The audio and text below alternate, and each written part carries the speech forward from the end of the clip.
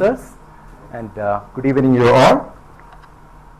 It's a follow-up what Dr. Krishnan mentioned about the work which is going on, and that Dr. is from the same group. So we have a presentation on the climate modeling of the Himalayas. Yes. So basically, this talk will be covering the high-resolution global climate modeling for the Himalayan region.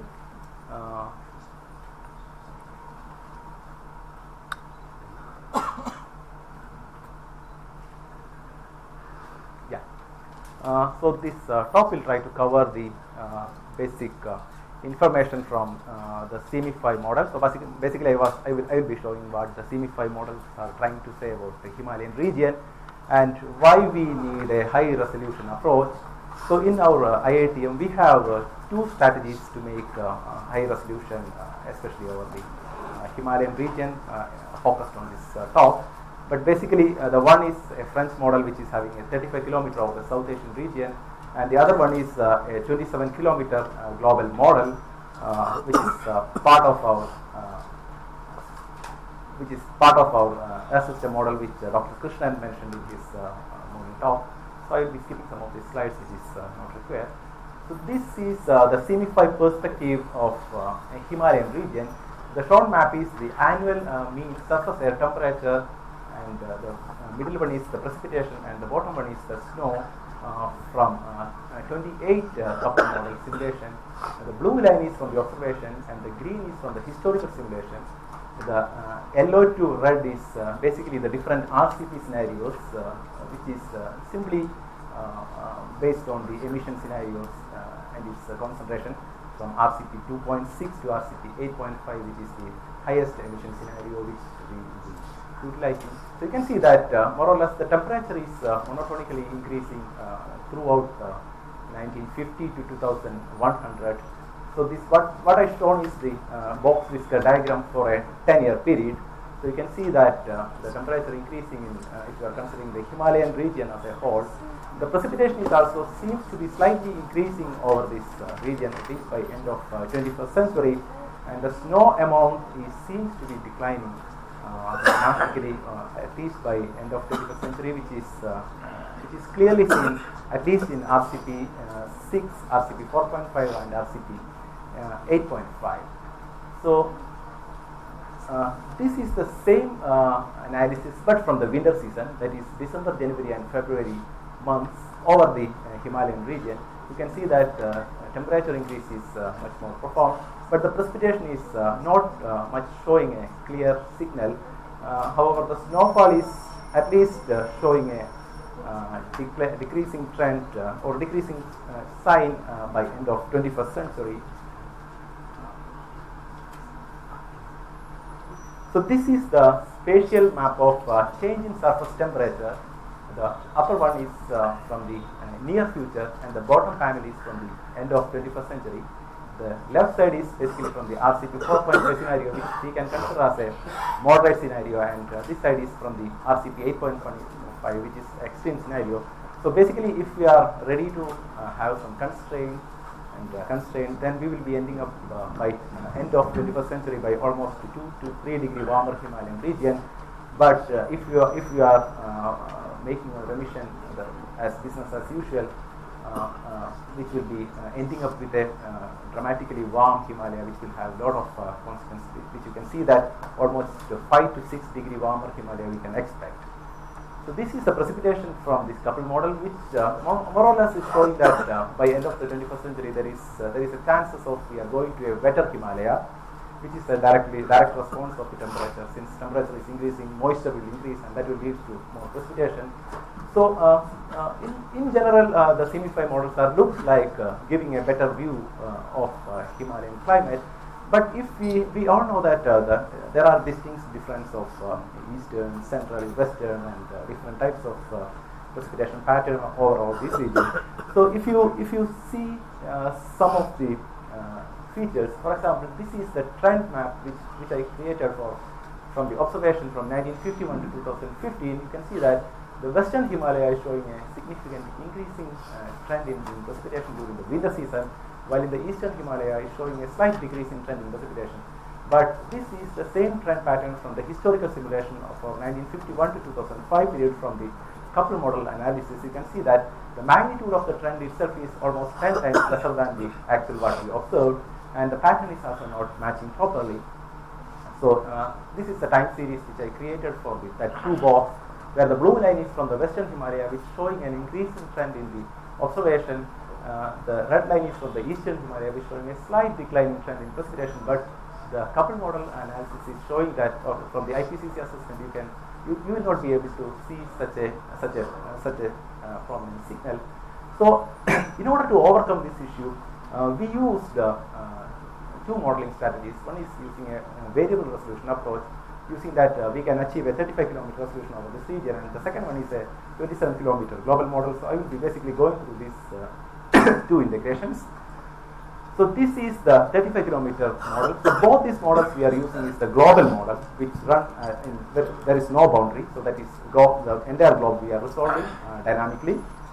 So using various techniques, just rearranging the grid, I am achieving a high resolution over this region of interest. So this 35 kilometer, these grey shaded regions are almost 35 kilometer resolution, which will be sufficiently good enough to resolve the narrow orography over the Western Ghat region or the Hindu Kush region of the Himalayas as a whole. We conducted multi-century long climate simulation following the IPCC AR5 assessment, starting from 1886 to end of the 21st century, that is 2100. The first simulation is historical simulation, which is forced with the greenhouse gases, aerosol, land use cover, and all those variables are changing individually. The second simulation is historical natural, where we used only the natural variability. So comparing these two simulations, one can quantify the role of anthropogenic variability. For future, we selected the RCP 4.5 scenario, which is a moderate scenario, which is constructed in such a way that by end of the 21st century, the total radiative forcing will be almost 4.5 watts per meter square. So these are all some validation of this model. You can see that the zoom simulation, the 35 kilometer model, is having a good monsoon with a strong orographic precipitation over this Western Ghat region and a very good intense precipitation over the monsoon trough region. While if the model is coarse, the main problem is that a lot of dry air can intrude towards from this arid region and towards the monsoon region, which can cease the convective activity. You can see that the reduction in precipitation is mainly happening due to that. So coming back to Himalayan region, this is again for the winter season. The upper panel is from the temperature. This is from the observation, and the right side is from the LFDC simulation 35 kilometer model. You can see that model is able to capture relatively when compared to the mean temperature and precipitation. However, there is some cold west which is quite prominent in our this Himalayan region.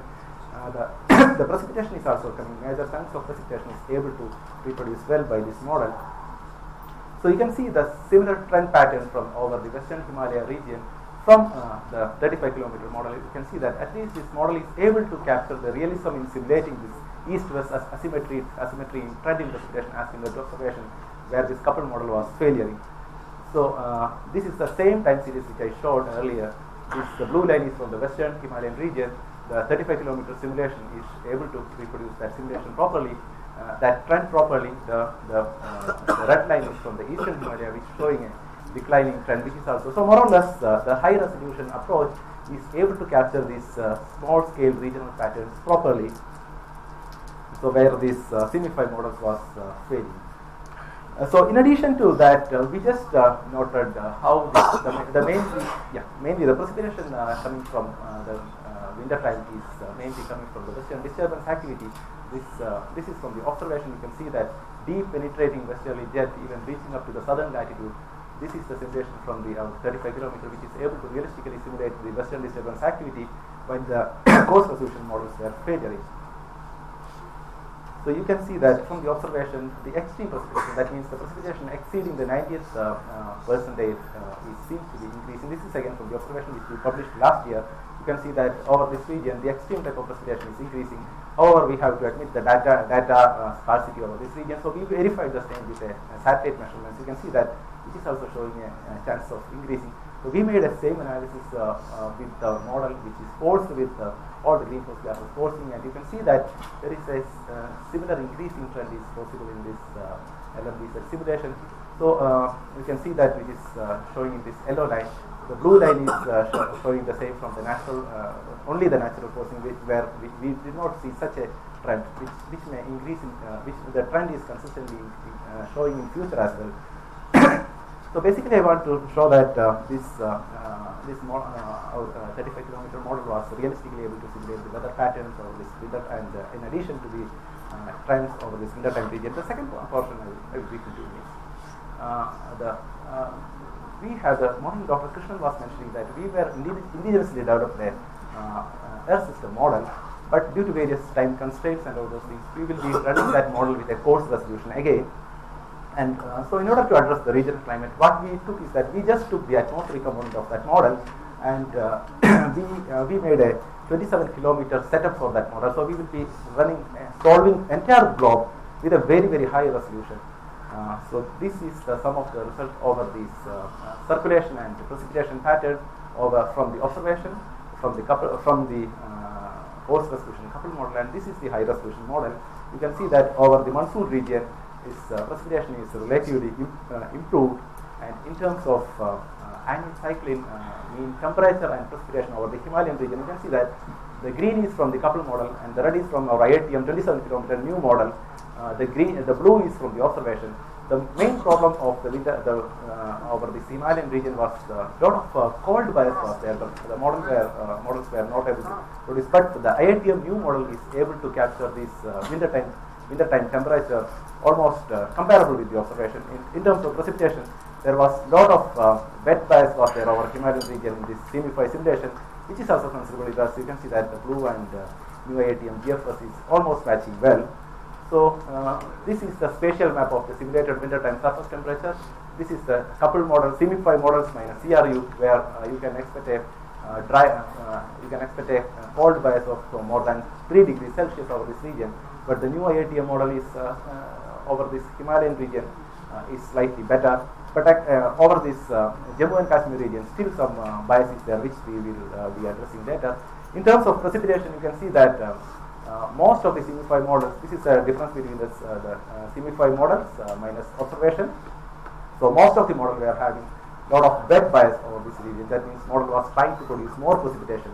Where you can see that in our new version 27-kilometer model, which was completely vanished, and except over this valleys of Jammu and Kashmir, there is a slight dry bias. So here I am summarizing this thing. So the main take-home message I want to say is that making the regional assessment using this high-resolution model may give some better understanding. In addition to explore the weather patterns. So basically this 35-kilometer data is available in our website. Those who are interested are welcome to utilize the same. The 27-kilometer data will be available soon, as soon as the CME6 assessments are ready. So we will be sharing both this data with the entire community. That's it. Thank you.